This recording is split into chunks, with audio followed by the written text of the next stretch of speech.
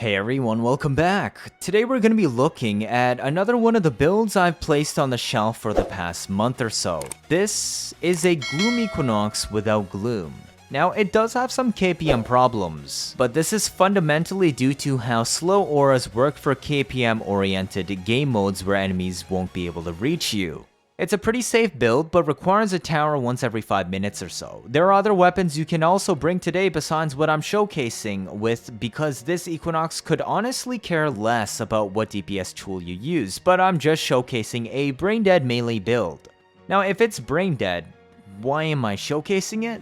This is a build concept that was impossible to make before Focus 3.0. And before the addition of new arcanes in the past year, especially with the Zeramin. It turns out, it takes a lot of extra hoops to get a Gloom without Gloom. Peaceful Provocation. Equinox's 3 augment that slows enemies in her night form based off of damage you and allies take. It dynamically scales up over time, but the slow cap is determined on cast. The day form applies a temporary strength buff while channeled, but we're only using a night form Equinox today. Since day form doesn't matter, our Helminth slot is going to be over her 1. Now, what does this build bring to the table compared to Gloom? You get a capped 80% slow max instead of 95. It also needs damage taken to stack up on cast. Losing your 3 means the slow resets to the base value when you recast it, and it's honestly very annoying, one of the difficult challenges to overcome making this build. It also has an uncapped energy drain, meaning unlike Gloom maxing out at 10 enemies for the drain cost, Provoke will continue to drain more energy with no cap per second as 10, 20, or even 30 enemies enter the slow radius. If you can offset this drain, great, but this also makes it dangerous when you have an energy drought because resetting your 3 sucks. In exchange though, you freed up your Helminth slot. I chose Roar today for the massive damage buff and stun since we're stacking strength anyways to hit the 80% slow cap on Peaceful Provocation. The result is a slightly slower Gloom with more expensive energy requirements and more setup required, but significantly more damage output through Roar and Knockdown synergy. Effort to set up, but Braindead once ready. In practice, this build works in both squad and solo. In fact, in squad, your energy drain cap issue due to her 3 is alleviated as more things are dying around you. And the economy overall is good enough to keep your 4 active even with its own personal independent drain cost. You also barely need kills to set up the buff, so Brahma's hogging all the kills won't matter either. Let's see what's under the hood. This Equinox is focused around comfort once you fully set up instead of making the setup easier. It's not super hard, but this means there are some pretty specific tools we're using today, and I will mention when alternatives are available to make it easier. I've chosen Brief Respite because this allows us to fully restore our shield gate with a single cast of Roar. We have 270% energy to shield conversion with a 3 Augur set bonus active as well. I ran 160 efficiency to avoid energy economy problems, combining her 3, 4, and Roar cast as it can get pretty energy hungry. 95 duration is enough, because the only expiring ability on the build is Roar, which still lasts 28.5 seconds. You're already going to be recasting it both to snapshot higher strength and also as crowd control with Piercing Roar. This augment knocks down enemies within a certain radius, scaling with range, and enables recastable Roar. It also inflicts 10 puncture procs on everything hit by, which reduces their damage output by 75%.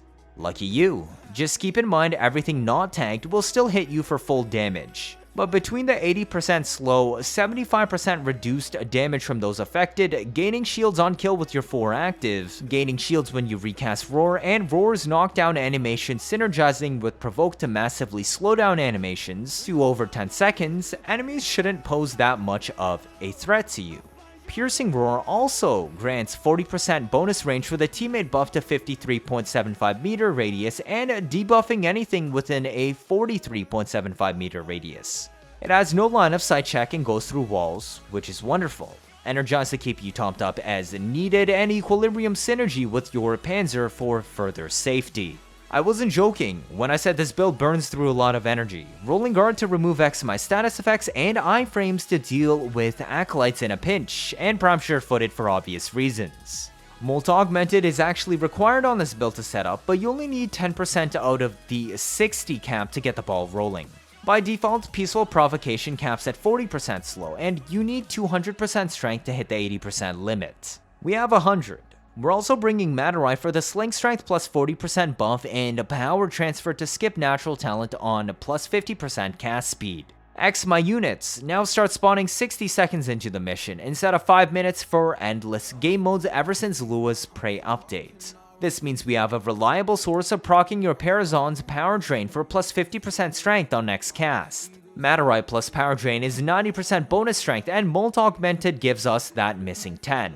This requires 42 kills, which should be easy to reach while waiting for the 60-second mark for Exma units. Once you land the Mercy Stab, you Martyr Sling buff, uncast, and recast your 3. Now as you take more health damage, it will cap out to 80% slow. The higher strength also benefits your 4 to give more shields back per kill, which contributes both to your shield gate and your companion, since we're using link shields today. While a single kill is not enough to restore all 75 shields, which would require 300 strength, it still adds up. Piercing Roar is our main shield gate restoration method today, whereas Mend will let us stack up the 1200 overshield cap to buffer incoming damage. Roar's buff also double dips since we're using a slash-oriented build. The maximum strength Equinox reaches today is 250, granting 62.5 shields per kill, a 75% roar, and a 80% slow aura. Let's look at the companion build next, since it's so important to Equinox's energy economy.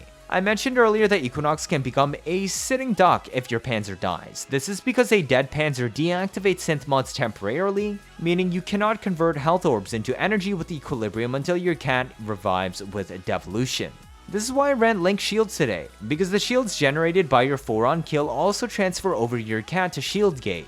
Link health is just for bulk so it doesn't get one-shot. I dropped Martyr Symbiosis for Link Shields because your 3 builds the slow aura based off of incoming ally HP damage, including yourself. We're actually self-damaging today to build your 3 up as fast as possible. Unfortunately, dropping your HP low also kills your cat because it thinks you're dying and procs Martyr to sacrifice itself. This would screw you over because it deactivates synth sets for Equilibrium, and running out of energy forces you to restack the slow on your 3.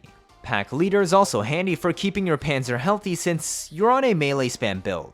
Our self-damage tool today is Hema. We use the holster reload trick to rapidly drain our health. Because her 3 augment is based off percent HP lost, there's no point to building HP on Equinox to stack her 3 faster. It doesn't work. Hema pulls HP every time it tries the reload. Because holster reload mods work by tick rate instead of reloading it all at once, every tick is considered a reload, and every tick will remove health from you based on the size of the magazine missing. Think of a normal reload being a single tick, whereas holster reload being many ticks. Hema also drains percent HP, so once again modding more HP does nothing for Hema either. We stack fire rate and holster reload as well as amalgamstration for the extra sprint speed. Because I'm intending on melee DPSing today, I brought dexterity for another 7.5 seconds combo duration, but if you're planning to DPS with pistol, you can bring whatever you want. I'm using a new core primer today, but that's because I'm using a slash-based E-spam melee, Praedos. You're free to use an epitaph or whatever primer you want, or even a DPS option. The important parts are that you have the elements for what you're trying to do, be it corrosive to DPS, viral to prime, or radiation to crowd control. Today I'm using a viral heat primer build, with 2 Augur mods to total 3 for shield gating purposes, eject magazine to holster reload while we spam melee, and a dexterity for another 7.5 seconds combo duration.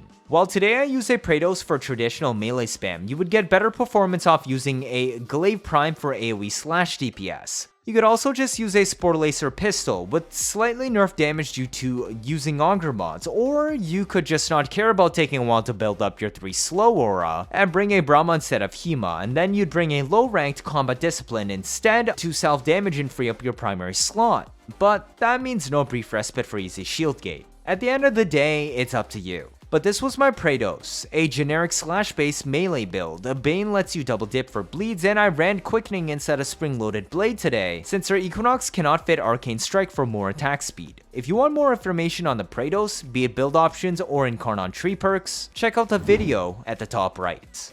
I would also recommend bringing Magus Elevate to heal up in a pinch when you self-damage with Hema, as well as Magus Lockdown to, well, lock down Violence if she spawns in, so that you can kill her with your Praedos heavy attack before she's able to cast Silence, as that will be able to reset your 3 and 4.